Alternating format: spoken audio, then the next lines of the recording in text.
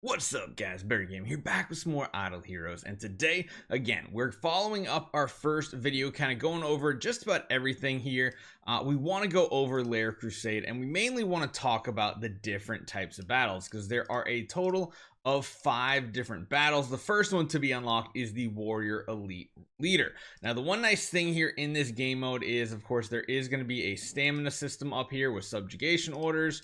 There is a little bit of breakdown here. The Nest Crusade will issue rewards according to the sum of the danger levels.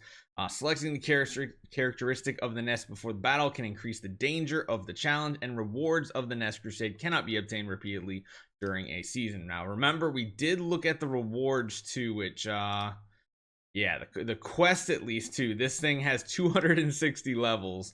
Yeah, pretty insane. So let's just jump in. Let's talk about each one of these levels. There is going to be a boss hero as well as other supports going around it. Shows the opponent lineup.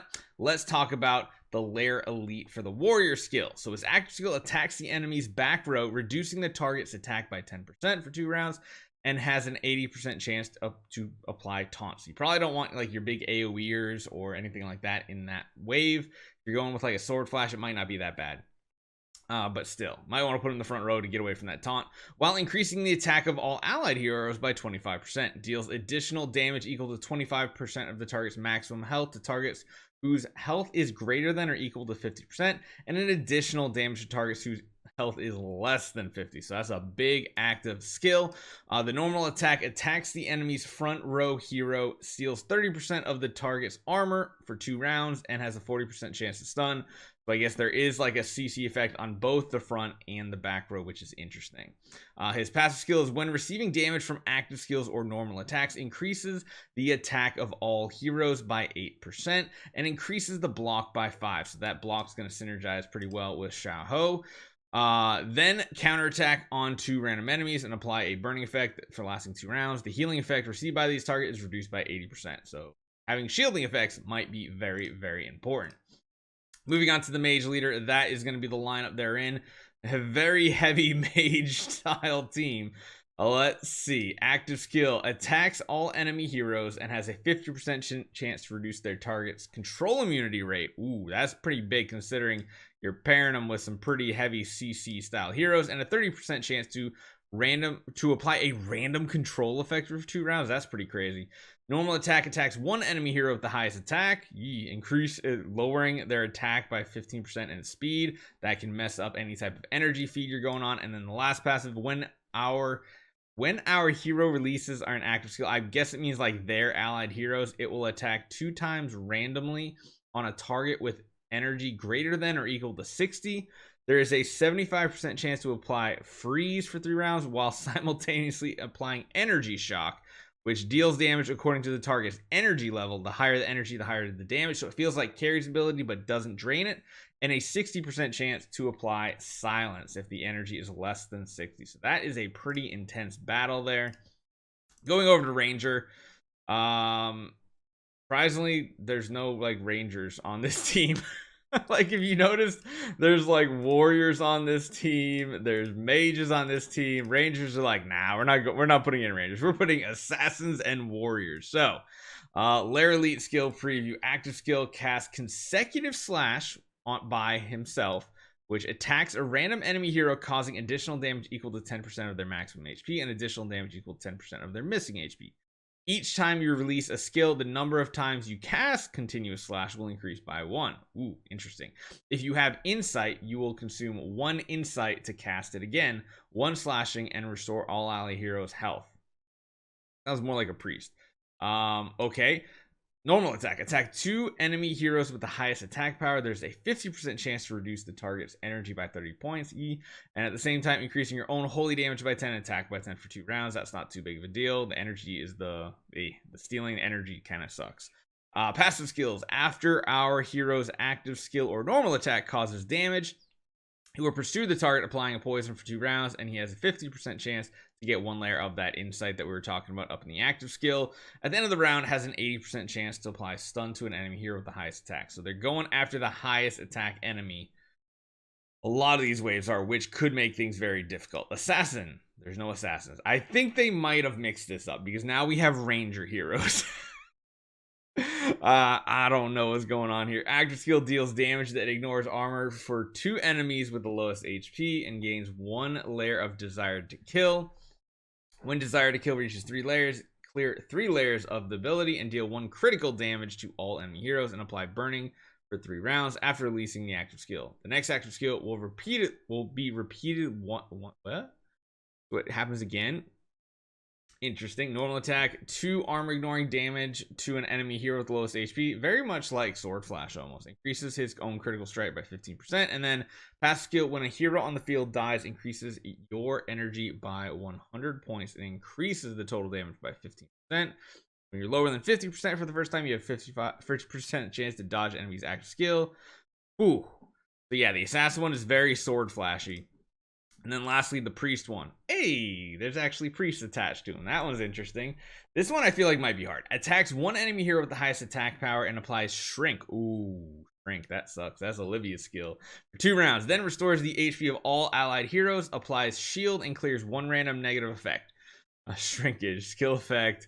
Increases damage by 30% and total damage caused lower by 50. So yeah, pretty much what it is. Normal attack, randomly attack 2 enemy heroes with a 70% chance to apply silence for 3 rounds. And then at the end of each round, steal 5% attack of 2 enemy heroes with the highest attack power for 2 rounds when own health is lower than 80, 50, and 30 for the first time.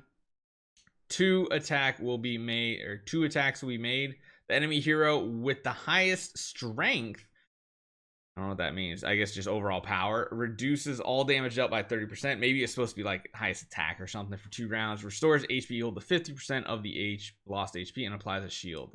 Okay. So, that's a lot of information to digest. Let's see what a battle actually looks like. Oh my goodness. Looks like you can challenge different traits. Oh yeah, this is like you can oh my goodness. So here's a whole nother thing. So this one, let's deactivate everything and go one by one here, because there's a lot of stuff that looks like even.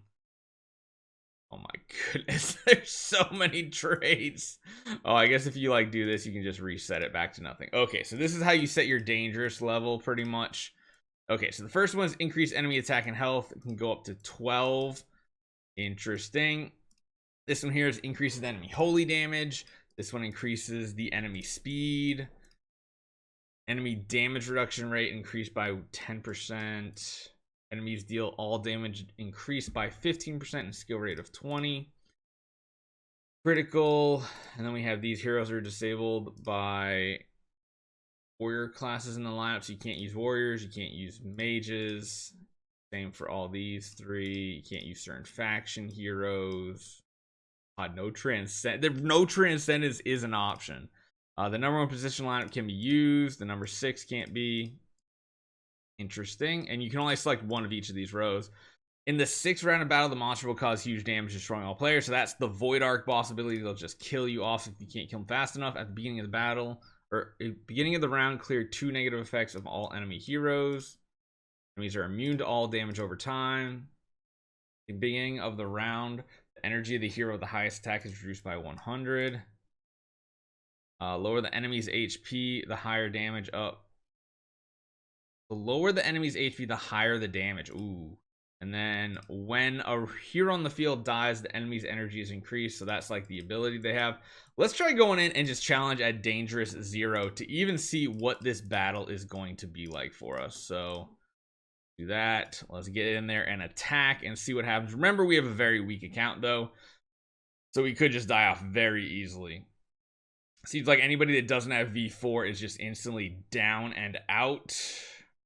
My goodness, we are getting rocked already. Our Vesa is CC'd. That's not great. Oh, they're faster too, I think. Yeah. But they don't have much health when you do, like, nothing. Like, when you're just set at 0, it's not that big of a deal. A Vesa might be able to solo quite a bit of this. Like, honestly, I feel like we could probably get pretty decent as far as power goes, and that uses one of our attempts. Okay, so I feel like there's a couple of these we could do and not have an issue. Like, holy damage should be fine. The speed should be fine since they already go before us. And we don't like that one. Don't like that one. Like that one. Okay, so we can probably do without like everything but priest, right? Like, we could probably do something like this, get rid of both of those. We could probably get rid of fortress of faction, forest of faction, and probably like lighter dark. And then what's this down here? Number 1 position. We could just do number 6 is not in the lineup. Don't want that one. That's fine. That's fine. We don't care about all damage dealt. Don't like that one. Don't like those. We'll try this. We'll try dangerous 20 with this lineup here. We are locked out of our forest heroes, which probably was not the smartest idea here. But I feel like the abyss hero might be more important. Oh no. Oh my goodness, that's not great what I just did. All right, we'll just do like a quick run through here one more time. Oh man, actually we'll just leave both of those. We'll just get rid of one of these and one of these. Position 6 is fine, and I think we're not going to click any. Well, actually some of these were okay. We don't care about damage over time and clear negative effects. I think there's one of these I missed up here. Oh, it's probably just some. So let's try challenge 19. That looks good because we still get all of our heroes. We don't get an aura though, but I think we'll still be fine because they're still going to go really fast. And now Vesa has 100% control immunity. He did already get a big heal. Let's see if, I mean, we do some okay damage. And you got to remember, this is a very weak account, but you can kind of manipulate which abilities you're using. Oh, that stun still went through somehow, even with Ignis in the game. Interesting. Hopefully this active takes out quite a few of the enemy here. Good, good, good. That was exactly what we needed, although we're still very weak right now. I don't think we can take another Mirax active, so please kill him. Oh, God. Oh, God, no. But we can definitely get that done. Oh my lord, it doesn't save it. So yeah, very interesting in the Lair Crusade. Very, very interesting. We've already done 2 monster hunts here, as you guys can see. Let's try it one more time. It does kind of suck that like it doesn't remember a lot of the stuff that you chucked in here. Like that does kind of suck. Let's just do like that. Let's see if we can challenge this one. We'll skip the battle.